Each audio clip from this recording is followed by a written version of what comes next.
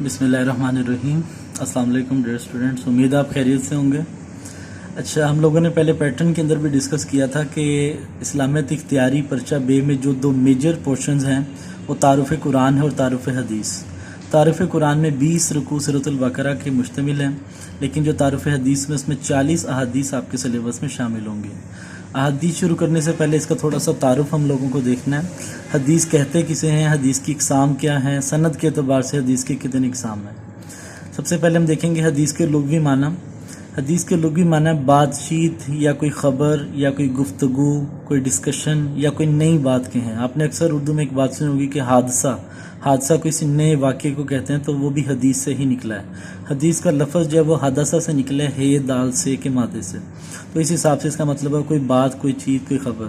لیکن اصطلاحی معنی کسی عام شخص کی بات یا چیز یا کسی خبر یا گفتگو کو حدیث نہیں کہہ سکتے ہم، صرف اور صرف نبی کریم صلی اللہ علیہ وسلم کی کوئی بات، کوئی قول، کوئی فعل، کوئی تقریر کہتے ہیں کہ کسی کام پر نبی کریم صلی اللہ علیہ وسلم کا خاموشی اختیار کرنا۔ تقریر کا لفظ قرار سے ہے، اور قرار کا مطلب ہوتا ہے خاموشی، ساکن ہو جانا۔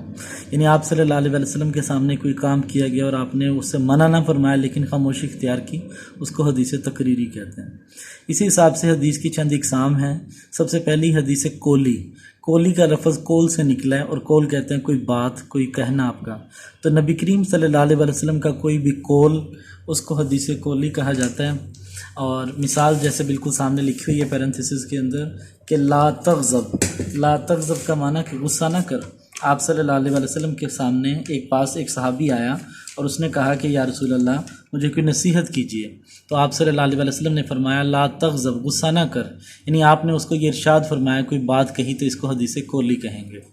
دوسری حدیث کی قسم حدیث فعلی کا لفظ فعل سے نکلا ہے، اور فعل کا مطلب ہوتا ہے کوئی بھی کام، کوئی ایکشن، کوئی ڈیڈ۔ تو آپ صلی اللہ علیہ وسلم کا عمل یا کوئی فعل، اس کو حدیث فعلی کہتے ہیں۔ آگے بریکٹ میں لکھا ہوا ہے سلو، نماز کما رائتمونی اسلی، تم ویسے ہی نماز پڑھو جس طرح مجھے نماز پڑھتے ہوئے دیکھتے ہو۔ آپ صلی اللہ علیہ وسلم کا چلنا، کھانا پینا، وضو کرنا، یا جو بھی آپ نے طریقہ ہمیں سکھایا، جو کام کر کے دکھایا، اس کو حدیث فعلی کے زمرے میں ہم کنسیڈر کریں گے۔ اس سے اگلی حدیث ہے حدیث تقریری کا بھی ہم نے تھوڑا پہلے بھی ڈسکس کیا ہے کہ تقریری کا لفظ قرار سے نکلا، اور قرار کا مطلب ہوتا ہے خاموش ہو جانا، چین سے بیٹھ جانا۔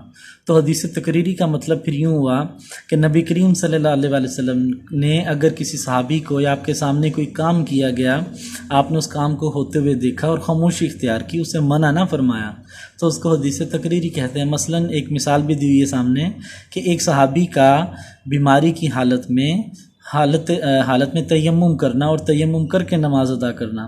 جب آپ صلی اللہ علیہ وسلم کو یہ بات معلوم پڑی کہ وہ بیمار تھا اور اس نے جب تیمم کر کے نماز ادا کی، تو آپ خاموش رہے اور اس کو ایسا کرنے سے منع نہ فرمایا۔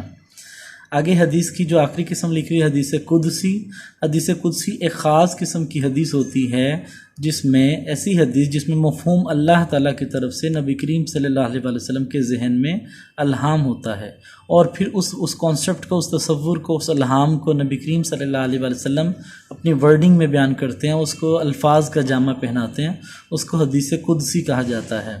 اور یہ ایسی حدیث بھی ہوتی ہے، یا اس کی ایک تعریف اس طرح سے بھی کی جا سکتی ہے کہ وہ حدیث جس کے شروع میں یہ الفاظ ہوں کہ اللہ تعالیٰ فرماتے ہیں۔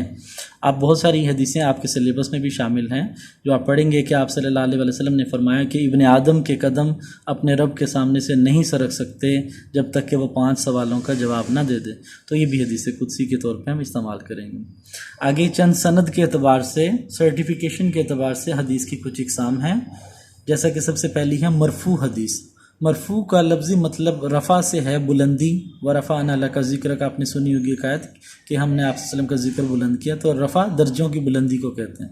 مرفوع حدیث ایسی حدیث ہوتی ہے جس کی سند کا سلسلہ نبی کریم صلی اللہ علیہ وسلم تک ڈائریکٹ پہنچ جائے، ایسی حدیث کو حدیث مرفوع کہتے ہیں۔ دوسری حدیث موقوف حدیث کہلاتی ہے۔